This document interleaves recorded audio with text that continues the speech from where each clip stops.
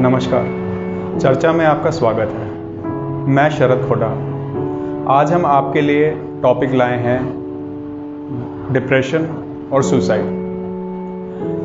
Video को आगे बढ़ाने से पहले मैं आपको ये कहना चाहूँगा कि जो भी हम आज आपके सामने डिस्कस करेंगे वो कोई एक्सपर्ट एडवाइस नहीं है, क्योंकि हम कोई एक्सपर्ट नहीं हैं, हम साइकोलॉजिस्ट नहीं हैं, हम साइकेट्रिस्ट नहीं हैं, ना ही हमने कोई डिग्री की है। हम जो भी आपके साथ शेयर करना जा रहे हैं, जो भी आपके साथ हम आज इस टॉपिक पे रूबरू हो रहे हैं, वो प्योरली हमारे एक्सपीरियंस, ऑब्जर्वेशन और डे टू डे जो हम रोज़मर्रा की लाइफ में हमारी जो ऑब्जर्वेशंस होती है उस पे बेस्ड है। ये कोई गारंटी नहीं है कि जो भी हम कह रहे हैं आपकी लाइफ में ये फिट होता है। ये प्योरली हमारी एक्सपीरियंस है, पर्सनल और जनरल एक्सपीरियंस के बेस पे हम आपसे आज ये टॉपिक शेयर कर रहे हैं, जो कि है डिप्रेशन और सुसाइड।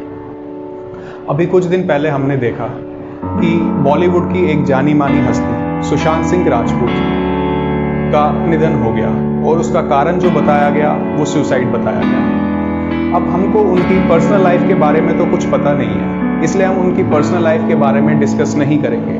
हम इस बात को फैक्ट मान के चलेंगे कि उन्होंने सुसाइड किया क्योंकि वो डिप्रेशन का शिकार थे। अब मैं आपके सामने बताना चाहूँगा कि डिप्रेशन असल में होता क्या है। डिप्रेशन एक ऐसी मेंटल स्टेट है इंसान की लाइफ में, उसके दिमाग में, उसके दिल में एक ऐसा इमोशंस का एक ऐसा तूफान होता है, एक ऐसा बवंडर होता है जो उसी के अगेंस्ट काम करता है। जो भी वो सोचता है, जो भी वो करता है, वो उसी पे हावी होता है। वो अपनी मर्जी से जो उसके लिए अच्छा है वो बात सोच नहीं पाता और वो उसी के अगेंस्ट, वो सारे इमोशंस, वो सारे जज्बात उसी के अगेंस्ट वो काम करते हैं, जिसकी वजह से, डिप्रेशन की वजह से वो इंसान एक ऐसे स्टेज पे चला जाता है जहाँ पे वो आके कोलैप्स हो जाता है। और ये कोलैप्स है, यही एक रीज़न है जो सुसाइड को अंजाम देता है। सुशांत सिंह राजपूत की भी लाइफ में कुछ ऐसा ही हुआ होगा। वो डिप्रेस हुए होंगे, जो भी उनकी लाइफ में चल रहा होगा उन सब चीज़ों को लेकर वो डिप्रेस होंगे और वो डिप्रेशन लेवल इतना आगे जा चुका होगा कि वो एक बार कोलैप्स हो गए और कोलैप्स होते ही उन्होंने अपने जीवन को अंत करने का फैसला कर लिया। अब हम आपके सामने बताते हैं कि जो डिप्रेशन होता है उसके सिम्टम्स क्या है, क्यों होता है, उसकी रोकथाम कैसे की जाती है और एज वाइज, एज की जो कैटेगरी होती है उसके हिसाब से हम आपके सामने डिस्कस करेंगे कि ये किस तरह होता है और उसके सिम्टम्स क्या हैं। डिप्रेशन के जो सिम्टम्स हैं, जो कॉमन सिम्टम्स है, जो हर एक इंसान की लाइफ में हम देख सकते हैं, और सबसे ज़रूरी बात है आप, मैं और हम सब ये देखें कि हमारे जो साथ हमारे रहने वाले हैं, हमारे नियर वंस है, डियर वंस है, हमारे फ्रेंड्स हैं, हमारी फैमिली है, वो इन सिम्टम्स के शिकार तो नहीं हो रहे हैं। हम अपने आप को एनालाइज कर सकते हैं, क्या हम इन सिम्टम्स के शिकार तो नहीं हो रहे हैं। और वो कुछ कॉमन सिम्टम्स है: एंग्जाइटी, थकावट जिसे हम कहते हैं फटीग, काम में इंटरेस्ट ना होना या किसी भी काम में ज़रूरत से ज़्यादा इन्वॉल्व हो जाना, अपने फैमिली और फ्रेंड्स से बिल्कुल दूरी बनाए रखना या उन लोगों में इतना ज़्यादा इन्वॉल्व हो जाना कि बाकी लाइफ को इग्नोर कर देना, बहुत ज़्यादा दुखी रहना, डिप्रेस रहना या ज़रूरत से ज़्यादा खुश रहना। आपने ये बात सुनी होगी कि जब एक इंसान ज़रूरत से ज़्यादा बेवजह हंसता रहता है तो उसके दिल में, उसके दिमाग में कहीं पे एक दुख छुपा होता है। ये कुछ सिम्टम्स हैं और यही सिम्टम्स आगे चल के इस स्टेज पे पहुंच जाते हैं कि बंदा डिप्रेस हो जाता है और डिप्रेस होके कोलैप्स हो जाता है और सुसाइड की नौबत आ जाती है। अब हम आपको बताते हैं age wise, age category wise कि इनके सिम्टम्स क्या होते हैं और किस तरह से इनके रीजंस क्या होते हैं। डिप्रेशन के रीजंस और सिम्टम्स एज वाइज बताते हैं। हम पहले बात करते हैं छोटे बच्चों के बारे में, जिन्हें हम कहते हैं टॉडलर्स। टॉडलर्स की लाइफ में डिप्रेशन का रीज़न क्या होता है? वो दुखी होते हैं, गुमसुम होते हैं, मायूस होते हैं। उसका रीज़न क्या है? एक छोटे बच्चे की लाइफ में रीज़न है, वो एक छोटा बच्चा अपने परिवार को देखता है, अपने माँ बाप को देखता है वो ऑब्जर्व करता है कि उसके परिवार में उसके माँ बाप आपस में एक दूसरे से किस तरह बात कर रहे हैं, क्या बातें कर रहे हैं, क्या वो बातें उसको अच्छी लग रही हैं, क्या वो बातें उसको बुरी लग रही हैं, वो उन बातों को किस तरह इंटरप्रेट कर रहा है, ये एक छोटा बच्चा ऑब्जर्व करता है। दूसरा रीजन है मेंटल एंड फिजिकल अब्यूज। आपने देखा होगा कुछ पेरेंट्स ऐसे होते हैं जो अपनी पर्सनल लाइफ की फ्रस्ट्रेशन जो होती है, जो उनके हिस्से का डिप्रेशन होता है, वो अपने छोटे से बच्चे पर निकालते हैं। और आजकल का आप माहौल देख ही रहे होंगे, इतना खराब माहौल हो चुका है कि कुछ अजीब और गंदी मानसिकता के लोग बच्चों को अपना शिकार बना लेते हैं, जो फिजिकल अब्यूज के रूप में सामने आता है। बच्चे डर के मारे ये बताते नहीं हैं, शर्म के मारे बताते नहीं हैं अपने पेरेंट्स को, और जिसकी वजह से वो अंदर ही अंदर घुटते जाते हैं, डिप्रेस हो जाते हैं।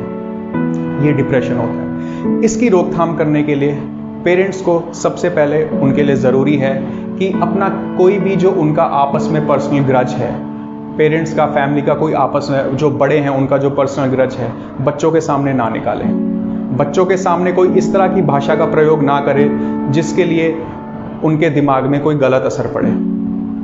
दूसरा, अपने बच्चों पे ध्यान रखें, उनको ऑब्जर्व करें वो किस तरह की हरकत कर रहे हैं, उनकी day to day activity, day to day जो एक छोटे बच्चे की जो एक हरकतें होती हैं वो चेंज तो नहीं हो रही हैं। वो बाहर अगर जा रहा है किससे मिल रहा है, किस तरह के इंसान के साथ मिल रहा है, क्या कर रहा है, कोई उसके साथ आ रहा है, बैठ रहा है तो वो किस इरादे से बैठ रहा है, कोई अनजान तो नहीं है, कोई अपना तो नहीं है। इस चीज़ का हमें और उन पेरेंट्स को ध्यान रखना चाहिए। अब हम बात करते हैं टीनेजर्स की। ये टीनेज, ये एक ऐसी एज है, ये एक ऐसा दौर होता है जब एक बच्चा जो होता है वो बड़ा हो रहा होता है, लेकिन बड़ा होता नहीं है।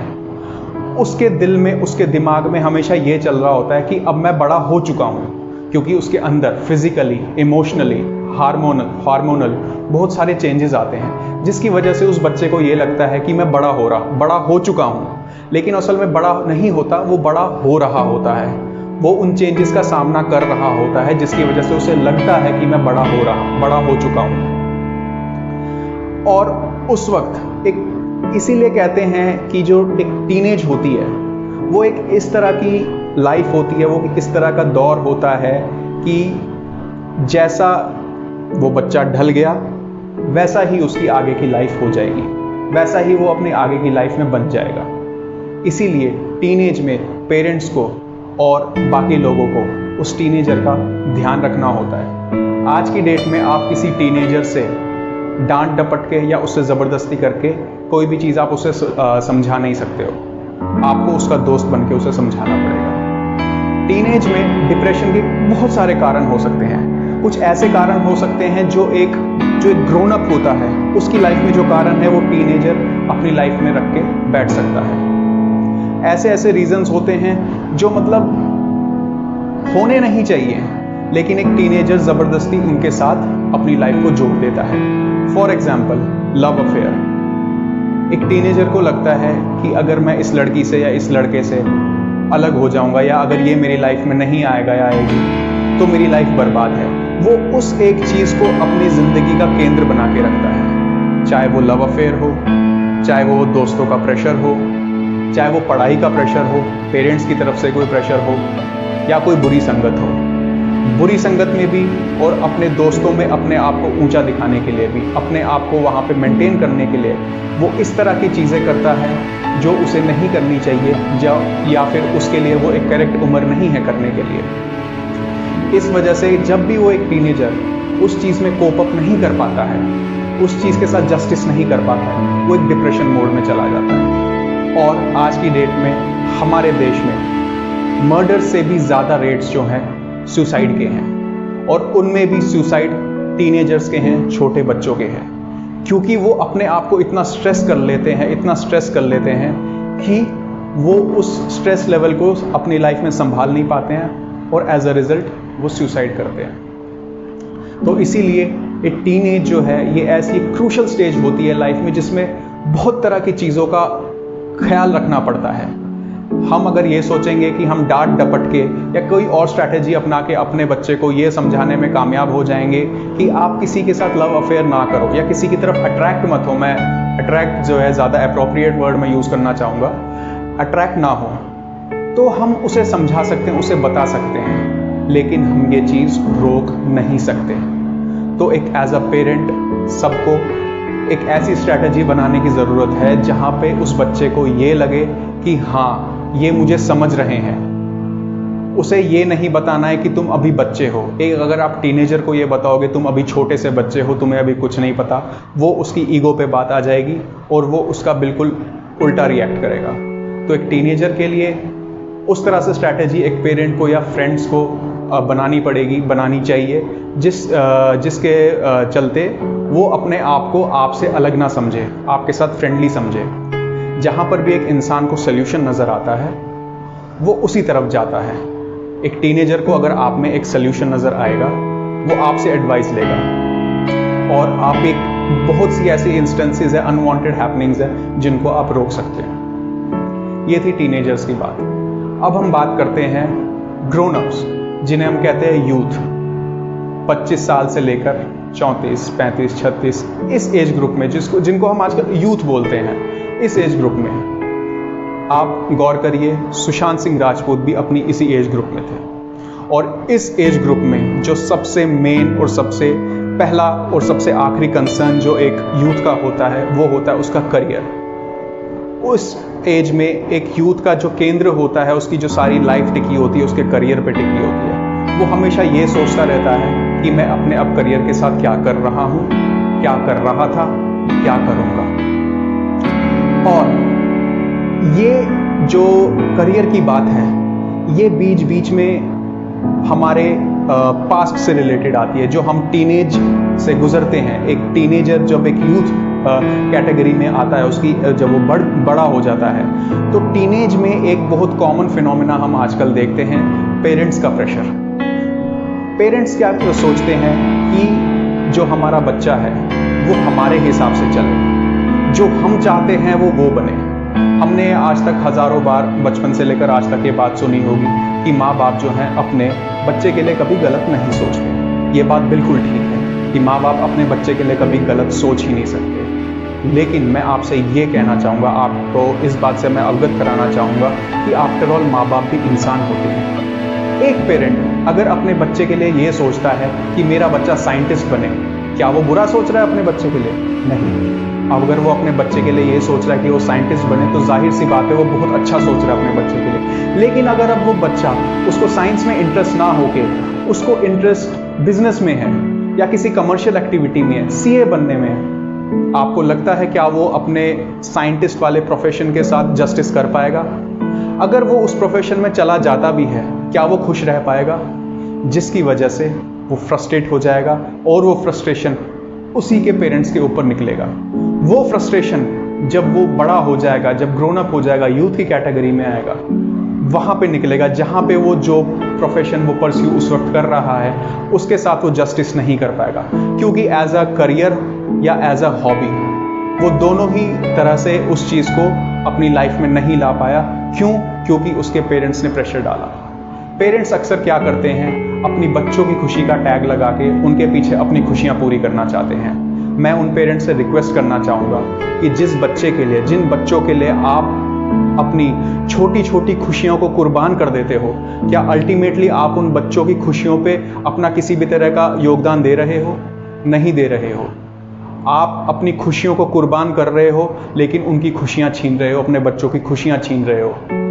और इसमें जब एक बच्चा रिएक्ट करता है, बड़ा होने के बाद रिएक्ट करता है, जाहिर सी बात है नेगेटिव वे में रिएक्ट करता है, तो फिर वहाँ पर भी उस बच्चे को बोला जाता है कि ये बच्चा खराब निकला। वहाँ पर भी पेरेंट्स को नहीं बोला जाता है कि पेरेंट्स ने कुछ गलत किया। तो इसलिए मेरी उन पेरेंट्स से रिक्वेस्ट है कि अपने बच्चे को वो करने दे जो वो करना चाहते हैं।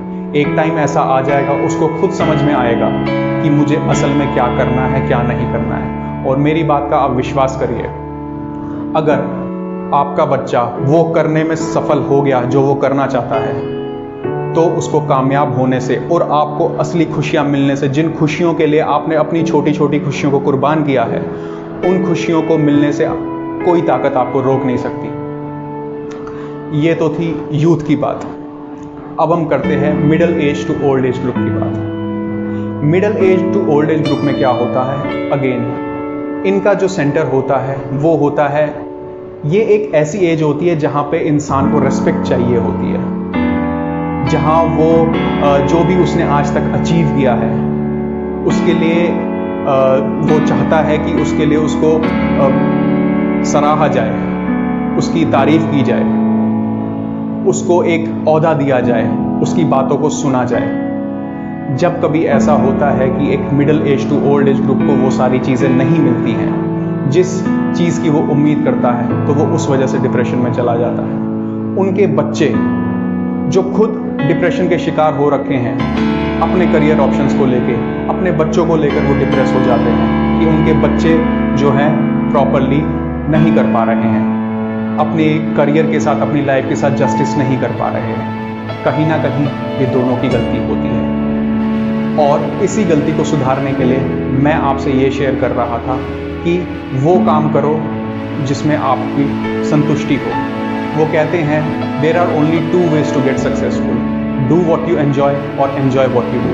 इनके अलावा और कोई रास्ता नहीं है सक्सेसफुल होने के लिए। और एक इसके साथ एक और रीज़न जो होता है डिप्रेशन का, डिप्रेशन के बाद कोलैप्स का और उसके बाद सुसाइड का, वो होता है शो ऑफ। एक शो ऑफ एक ऐसी, मैं कहूँगा, बीमारी है जब वो इंसान के दिमाग पे चढ़ जाती है, उसकी एक लाइफ का हिस्सा बन जाती है और वो उस लाइफ से दूर हो जाता है। तब वो कहते हैं वो एक अफीम के नशे की तरह उसके लिए काम करता है।